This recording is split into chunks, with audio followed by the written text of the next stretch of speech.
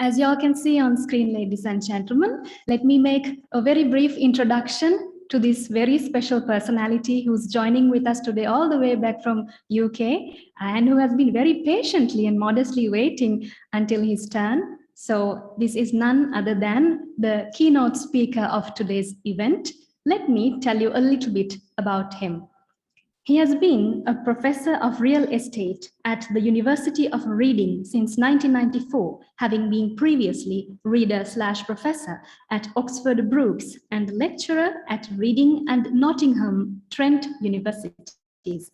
Before that, he was a practicing valuation surveyor in a combined residential and commercial property consulting firm based in the UK, where he qualified as a chartered valuation surveyor in 1975. He specializes in commercial property appraisal and the commercial landlord and tenant relationship, and over the last 30 years has undertaken a series of major research studies funded by the UK central and local government and the UK property industry into aspects of commercial lease regulation, valuation methods, client influence on valuations, depreciation, liquidity, effective and headline rental value indices, capitalization rates, development viability, and long-term valuation. In 2002, he was awarded the International Real Estate Society's Annual Achievement Award for his work in real estate research, education, and practice, and in 2014 was awarded the European Real Estate Society's Annual Achievement Award. His industry-based activity includes current membership of the RICS Valuation Standards Board and past membership of the Consultative Committee of the Investment Property Data Bank and the Management Board of the Investment Property Forum. He was elected an honorary fellow of the Society of Property Researchers in 2014 and a life member of the Investment Property Forum in 2017. In 2001 and 2008, he was a member of the UK Research Assessment Exercise Subpanel assessing the UK real estate academic output for the UK government and is currently a member of the Research Excellence Framework Subpanel for the 2021 exercise. He sits on a number of academic journal editorial boards. He has published well over 100 papers on the various topics listed above, and the third edition of his textbook on property investment appraisal with Andrew Baum, who also was a keynote speaker of the event, was published in 2007, with a fourth edition also being published. Ladies and gentlemen, I would like to put your hands together to Professor Neil Crosby, University of Reading, United Kingdom. Can you hear us, Professor? Yes, I can. Can you hear me? Yes, loud and clear. Please take over. Firstly, obviously, I should thank everybody who's invited me to do this keynote. I would go through the names like everybody else has if my pronunciation would manage it, but I don't think it will. So can I just say thank you very much to the department for inviting me to do this keynote, and can also pay tribute to the speakers who've already spoken, because they've done some of the work for me. It's always dangerous going last in a presentation because occasionally you actually have everything you were going to say said by the people before you, but that hasn't happened. All they've done is actually helped me in the sense that, if I can get this to work. I've got a problem with my screen, I'm afraid. That's better. Right.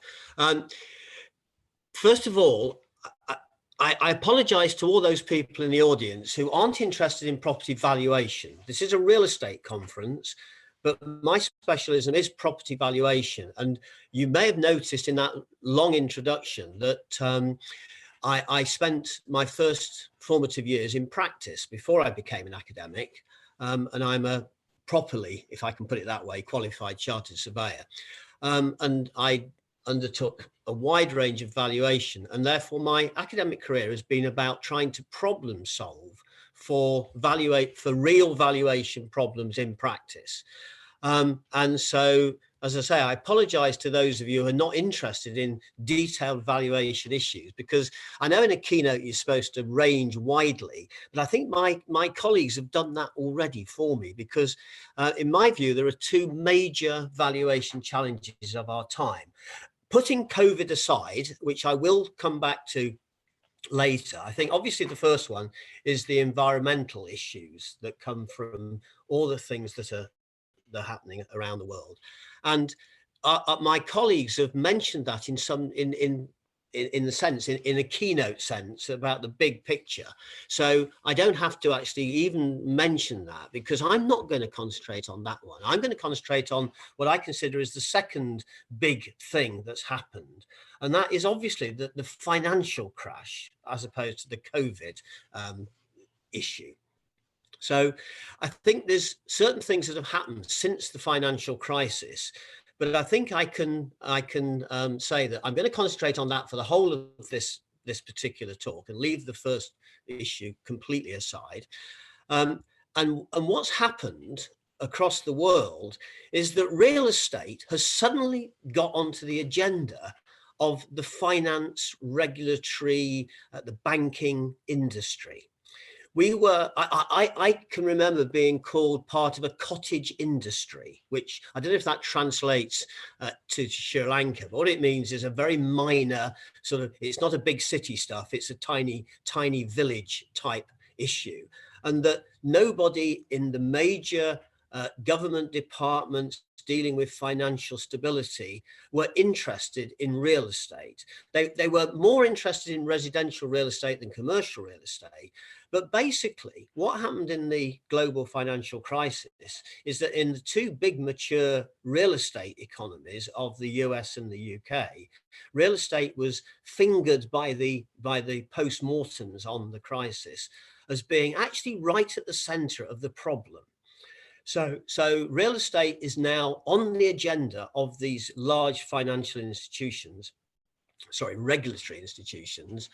And it seems to me that if you look at what's been said, valuation becomes part of the key role in actually reforming real estate markets. Now, that could be good news for us, is that we're now taken seriously, but it could be very bad news, because we might have things implanted into our systems that actually don't work. Because those things will be given to us by an industry that doesn't understand our asset very well at all, because it's taken no interest in our asset until quite recently. And to do a sort of anecdote, I was employed by the central bank in the UK, the Bank of England, for 6 months. And I was absolutely amazed when I went into the bank itself. The reason they had employed me is that they had absolutely no real estate expertise across the whole of the Bank of England. They had lots of expertise in hedge funds and all sorts of other issues around finance and regulation, but they had nobody with any real estate experience at all. And therefore they were buying it in a sense.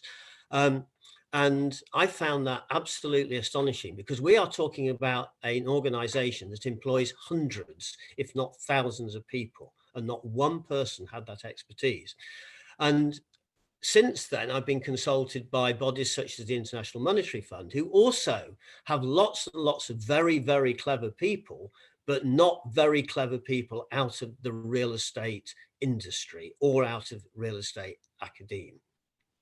So I think that as far as some people are concerned, we are now a global industry, an important global industry, but a new one. So there is the danger that they will impose things on us which actually don't work. And that is exactly what some of us in the real estate regulatory arena think is happening at the moment. And the EU is a very, very good example. Now, what's happening in the EU is being looked at or being watched more internationally. So what happens there, or what is possibly going to happen there, could come to haunt us later on. And I mean haunt us internationally, not locally. So what I want to do is talk my way through that danger. and what we might do about it in order to stop it. And obviously, this is the sort of thing that gets talked about at the RICS Asset Standards Board, the Valuation Committee that writes the Red Book, and at IVSC, the International Valuation Standards Committee, who are also considering this. And they have actually supported a piece of work that is in your chat. If you look in your chat, you'll see that there's a link to what I would consider to be a major report done by myself and a colleague from the Netherlands, which was it wasn't funded by the IVSC, the RICS, and the European group of valuers, which is called TIGOVA. But they supported it, and sort of, and it's been also looked at by the European Mortgage Federation, and we've done this same talk or similar talk to the European Central Bank. So Europe is actually going in a particular direction. I want to talk to you about that particular direction. Now, so the agenda is, I'm going to first of all talk about valuation concepts, definitions, and methods. And you may think, oh, that's like the first lecture that I ever had in my undergraduate career. But hopefully it actually lays the scene for what I think is happening. Because what has actually happened is that the Bank for International Settlements, which you might know as the Basel Accord, has actually come up with a new definition of property valuation. In its new interest in this area, it's decided that it has the expertise to create a new definition of value, and they've called it prudent value. And it fits quite closely with another definition of value that's been around a lot longer, and that's called long-term value, and it's sometimes called long-term sustainable value. And that's the issue that I think is going to be a problem, possibly a problem for valuers, because these regulators will expect the valuers to be able to apply these definitions at the individual property level. And I'm going to talk to you why I think that is not really feasible within the current valuation systems that we have, and therefore why it's a very dangerous thing that the EU is actually looking to implement this and harmonize valuation practice across the whole of Europe. Now, Europe in valuation terms is probably as completely more diverse than the whole of the international arena. It has a whole range of very mature economies through to some very immature economies with totally different data sets and totally different institutional arrangements. But the EU thinks it might be able to harmonize what we do because it doesn't actually understand quite what valuation is all about. That's my sort of pitch, if you like. So, not to teach you to, one of the phrases in the UK is to suck eggs, but can I just very, very quickly go through a very sort of simplified version of how values are looked at conceptually around in the international sort of view. There's the obvious one, which is market value. And I've characterized that as a blue line. This is actually taken straight out of an RICS guidance note, which has been produced in 2018 on bank lending valuations. And it's obviously very, very simplified. So don't come back at me and say it doesn't quite look like that. I know it doesn't. But if you can conceptualize the idea that market value is very cyclical. It goes up and down with the market, and a very good market valuation is one that most accurately recognizes the actual prices at a particular moment in time. Now, there are discussions around whether it should do that, but my view is that market value is purely an exercise in identifying the actual price that would be paid for that asset. What it does not do is identify whether that property is in what I would call worth it. In other words, is it overpriced or underpriced? All a market valuation does, and all your job as valuers, those of you who are valuers in the audience, all you've got to do is try and do your best job at saying this is where prices are. And in real estate finance, that might be a problem. It might not be a problem in some other roles, but in real estate finance, it's becoming to be seen as a problem. And I'll tell you why. I'll suggest why in a moment. Now, there is another concept of value that has definitions in red books and the IVSC, and I'm no doubt in your valuation standards as well, is there is also a thing called investment value in international valuation standards. And it's an attempt to value whether it's worth it. And normally what happens is that investors and valuers who are tasked with that task actually use cash flow approaches. They forecast what they think is going to happen, and they work out the present value of the future benefits and work out what the present value is of that future benefit. In other words, how much should they pay for it? And there's been a lot of investment analysis that goes on in some of the mature economies, and may well go on in yours as well, I do not know that, about trying to do portfolio buying and selling on the basis of a mismatch between what the market is paying for something, what, in other words, the price you have to pay, and what you should be paying, what the present value of the future benefits are perceived to be. And if there is a mismatch there, then that is used in buy-sell decisions. So it's not new. In any sense, it's not new. And in the maturer real estate economies, there is a massive real estate data being produced on a daily basis by consultants and all sorts of market analysts, trying to provide the data to actually do that task accurately. No such thing, but that's what they're attempting to do.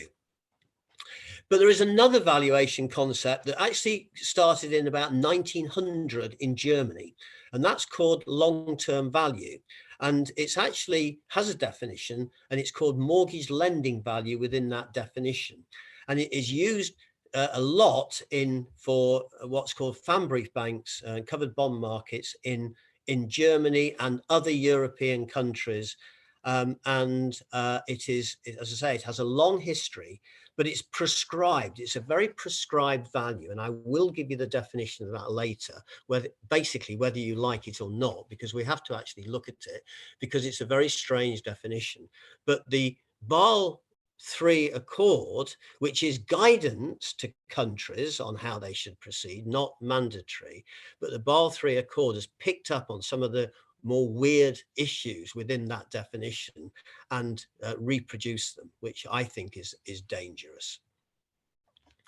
So market value, I've already said it's an exchange price definition. It has no shelf life.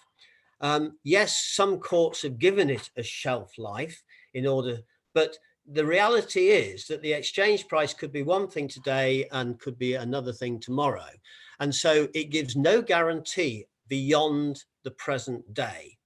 Now, in lending, it's been used to identify whether the purchase price is a correct reflection of the market price. And many, many mortgage valuations in the UK are based on new purchases, and the valuer is given the purchase price. So the valuer says, okay, here's the purchase price. Does my view of where the market is at the moment confirm that purchase price?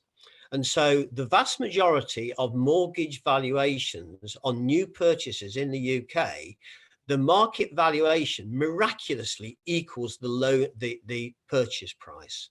Because what the valuers are doing is saying, is it in the realms of reality for a market valuation? Yes, it is. We all know that market valuations vary quite considerably, and we've done a lot of work on the accuracy of valuations against actual sale prices, and some of the variations are significant, and I won't sort of put numbers on it, but they are absolutely significant. But in loan valuations, they're not significant at all, because 75% of them all come out to the purchase price. So a valuer has to be quite brave when he says, or she says, I'm going to change it from the purchase price. There has to be almost has to be a reason. If you are given the purchase price, and in some jurisdictions they're not. So I suspect the identification of market value as equaling purchase price falls like a stone, or the number falls like a stone in those jurisdictions. Now, it holds no information as to whether the general level prices are too high or too low, nor should it. However, there are jurisdictions that try and smooth the valuation. Yours may be one of them, or it may not be. And it would be very interesting for me to know whether you fit into the, I'm going to say the UK camp, which is their objective is to score as accurately as they possibly can. I've got, apparently there's a raised hand. What I'm going to do is, could you put your questions in the chat and we'll come to it later. We are running very, very behind time. So if we start a discussion, which I would love, but unfortunately, I think if we do that, then it would actually prolong this beyond your tea break or whatever it is that's coming next. So if you don't mind, I'll ignore the raised hand until the end. Okay, so sorry, apologize for that.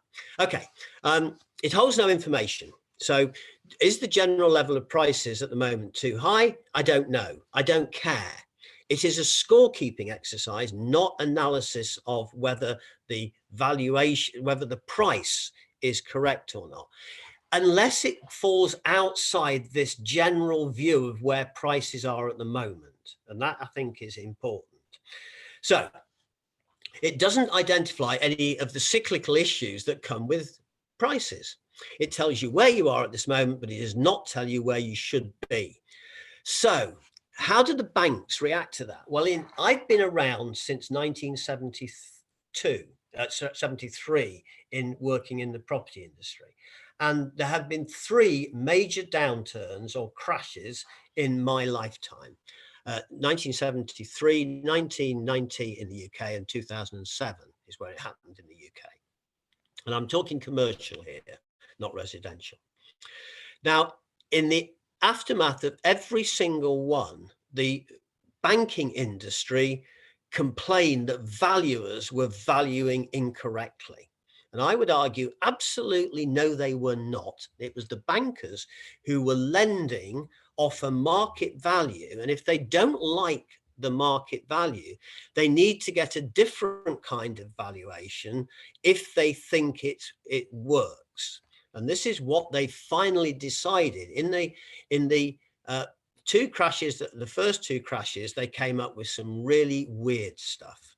And I won't go into it because again, it would take far too long, but it was some very strange sort of adjustments to the market value definition, which didn't work at all. In fact, were counterproductive. But what they've come up with this time is a move towards this long-term valuation. So a valuation that lasts through time.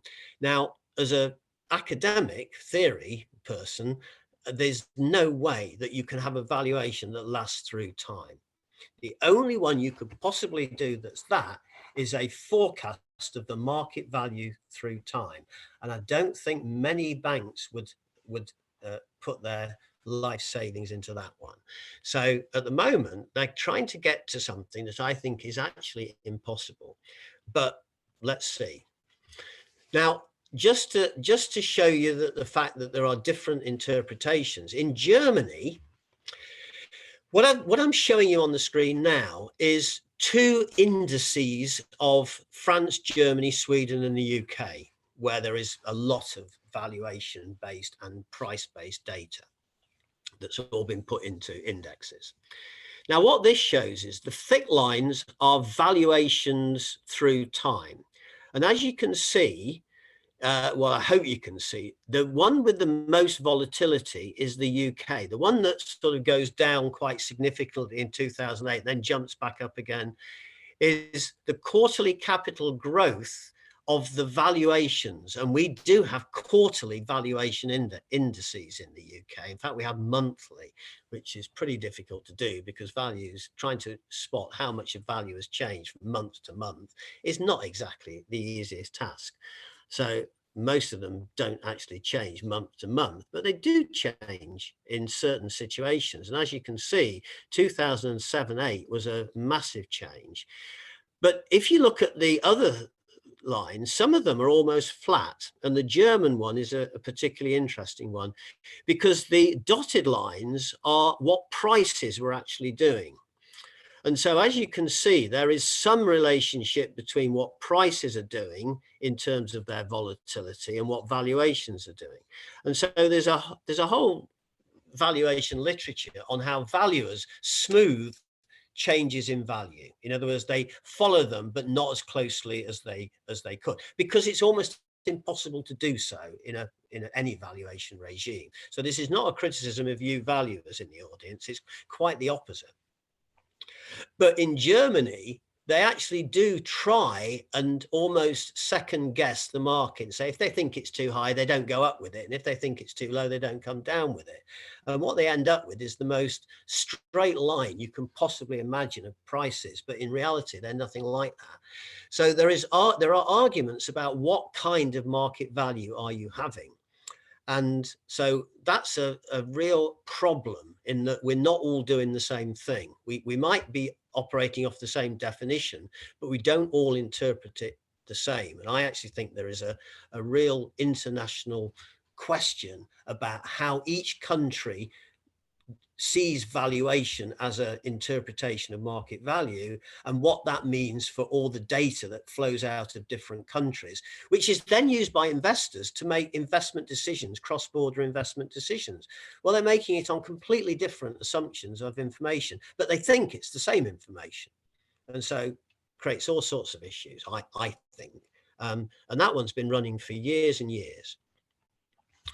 Now, this long-term value that's come out of Germany, and as you can see, it's been adopted across Europe. So it's a European Mortgage Federation definitions I'm using here, is the mortgage lending value shall mean the value of the property, prudent assessment of the future marketability by taking into account long-term sustainable aspects, not the current use and alternative appropriate uses. Speculative elements shall not be taken into account. Now, I don't know about you, but it seems to me that all real estate purchases are a speculation of what's going to happen in the future. You spend money now to buy the future. What is not a speculation about that? So if we take all speculative elements out, then anything that happens beyond tomorrow is taken out. Now, I'm being silly, but I hope you get the point.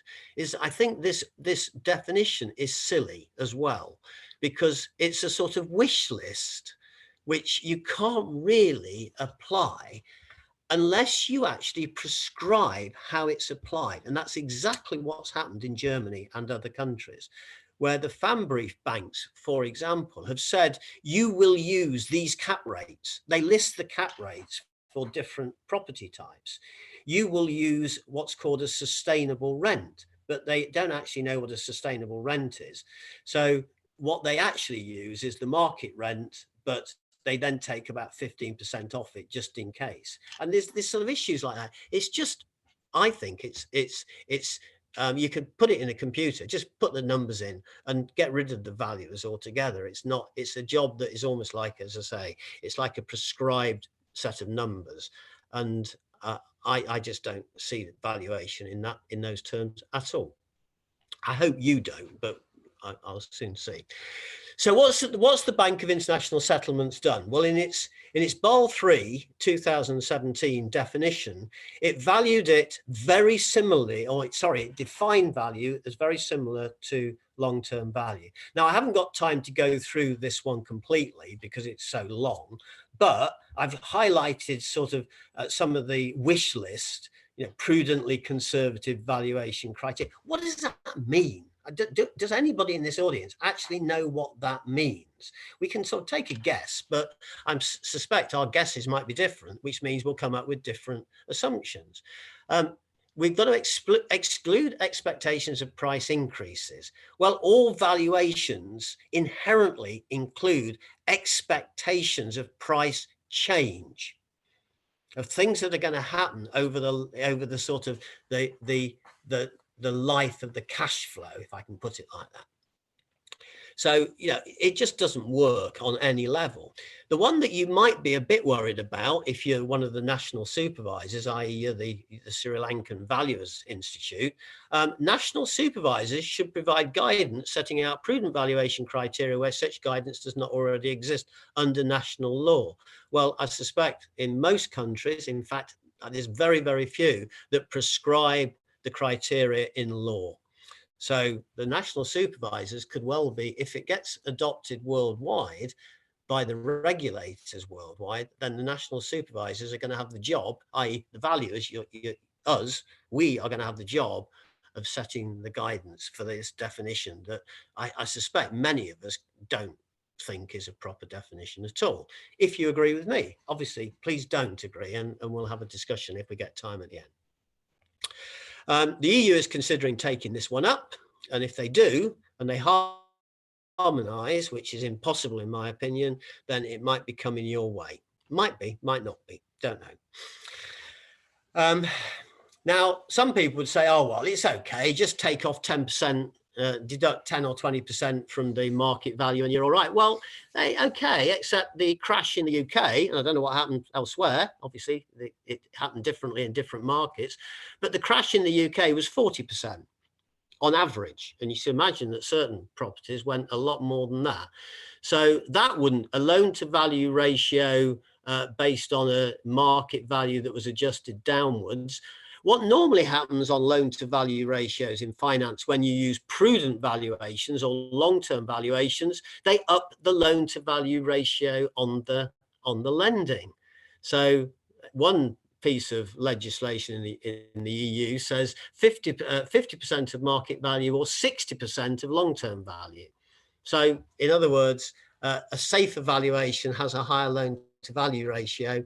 I suspect that will not do the job. So now the prudent value also says it must be benchmarked against market value, and that is our savior in a sense, because I think most of us are more comfortable doing a market valuation using the current evidence. Hopefully, if you've got a comparable market, you've got some kind of transparent market, we're happier doing market value, and that's the staple diet of most valuation regimes. Now, what we did for the for the IVSC, the TIGOVA and the RICS, was we developed the paper that's in your chat box. It's huge, and I'm sorry for that, but there is an executive summary, as I'm sure that's most of you will. If you read that, I should be delighted, but I don't suspect very many will read the full report, and I don't suspect the EU will read the full report either. But what we tried to do was critique the two main long-term value, prudent value alternatives, which I suggested in that diagram earlier, which you're probably so asleep now that you can't remember that diagram, but there was a through the cycle value and there was an under the cycle long-term value. And to cut the story short, we came up with the idea that the through the cycle model related much more to existing concepts of value and valuation practice in some of the most mature economies. And therefore, that's the definition that the prudent value should try. That's the methodology that the prudent value should try and get to. So we said that under the cycle methods are basically prescribed. You'd have to prescribe the outcome, and that wouldn't be a proper valuation at all. So if you're going to get the valuers to do it, they need to do it within some kind of concept that they can actually see and try and create valuations that fit a particular question. And the investment value is a relevant question to ask, in my opinion.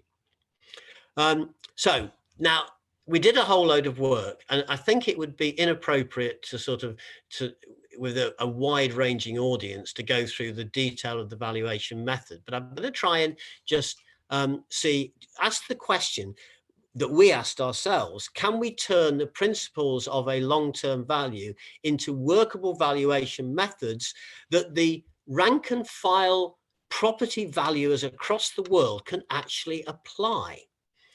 And I think the view is, because I knew from my days at the Bank of England that the regulators think that you can do a long-term value for every single property. And my view is that you absolutely can't. What you've got to do is do a market valuation for each individual property, which is the role of the valuer, but then take the prudent value bit into the realms of market analysis, which is not the valuer's normal domain. So what I'm going to say, and I get there's another raised hand, and I repeat what I said. I'll come to them at the end, I promise, if I'm allowed to by the organisers, because I'm sure we're overrunning by a lot now. I'll try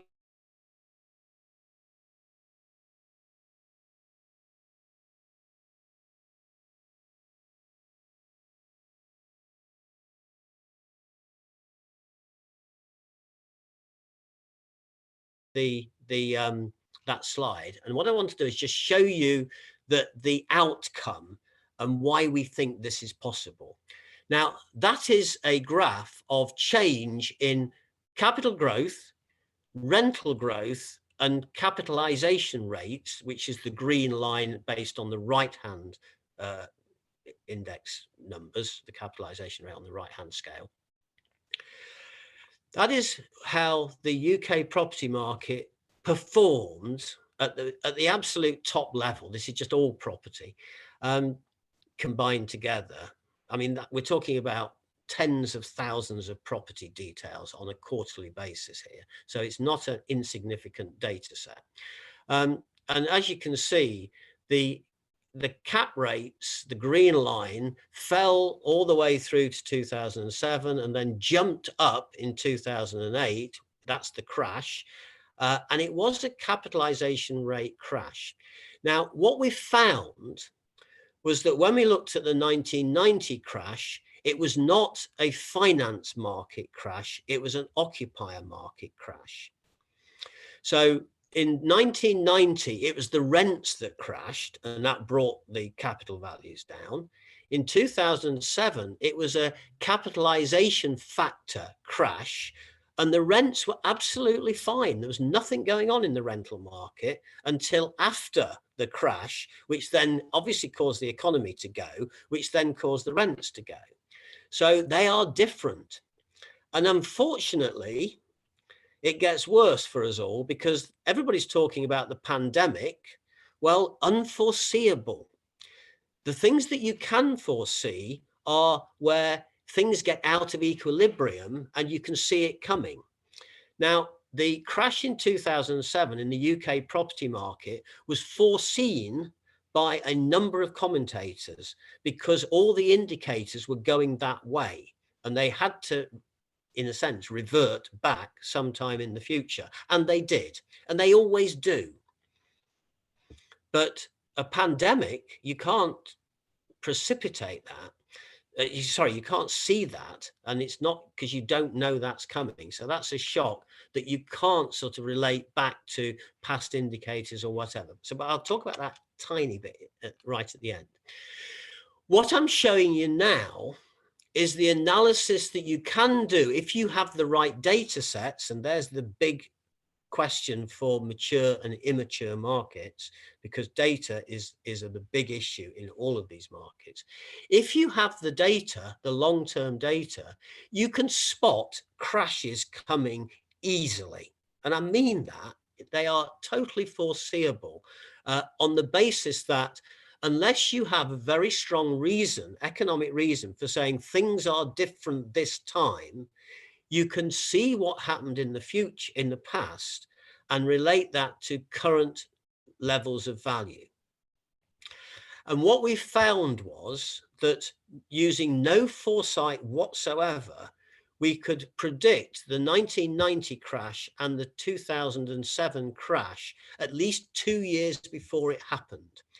And to cut a long story short, those are the rent numbers. Here are the capital value and cap rate numbers. What the blue line shows, the easy one, is that the property market was 30% overvalued in 1989. And yes, it crashed. But this is an assessment done in 1989. It crashed in 1990, 1991. In 2006, by the end of 2006, the UK property market was 40% overvalued. So even though the bank lending valuations were at, in a sense, plus 40, because that's the market value, because that's what prices were at, and therefore the valuers were doing it, there was another question that could have been asked, are they going to stay there? And the answer was obviously not.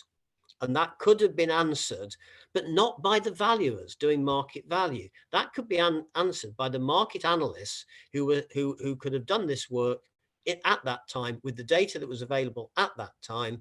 And you can quite clearly see how big the overvaluation is.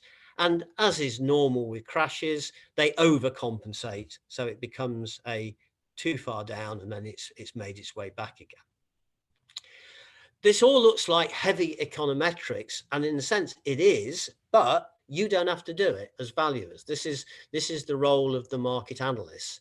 And this is why it seems to me that if the EU and others try and work some kind of individual value, long-term value, they're either going to prescribe it so it makes no sense whatsoever, or they're going to inflict something on the valuers that they just aren't equipped to do in the modern trade.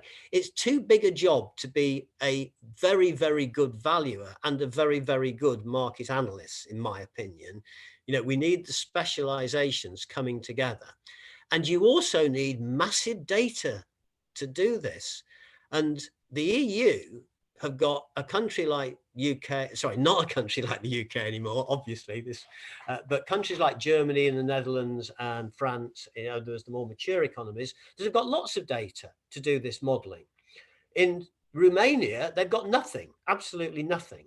And so what the long-term view is that the data sets are the things that the national associations and the regulators and all those who sort of oversee markets should be getting together now to be able to do proper analysis of markets in the future. At the moment, only some markets can do it. But to me, that's the only outcome that can possibly work, is that the valuers stick with market value and the analysts start to create where markets are over and underpriced and do some kind of adjustments in their financial modeling. That's what's happening in the UK at the moment with the Bank of England, because they've adopted all this modeling for their stress testing of. And what they can do with pandemics is that they can do what if scenarios using this modeling, saying, what if the pandemic does this to GDP and does this to changes all sorts of things. Can we model it using this kind of market analysis modeling? The answer is yes, they can. But different countries can do different things. And do the regulators really understand that? In my opinion, they don't, not yet. So that's the message that I would give them, if any of them are listening, is that you can't shoehorn things from one market directly into others, because they are all different. We have institutional stuff that's different and all sorts of other things that are different.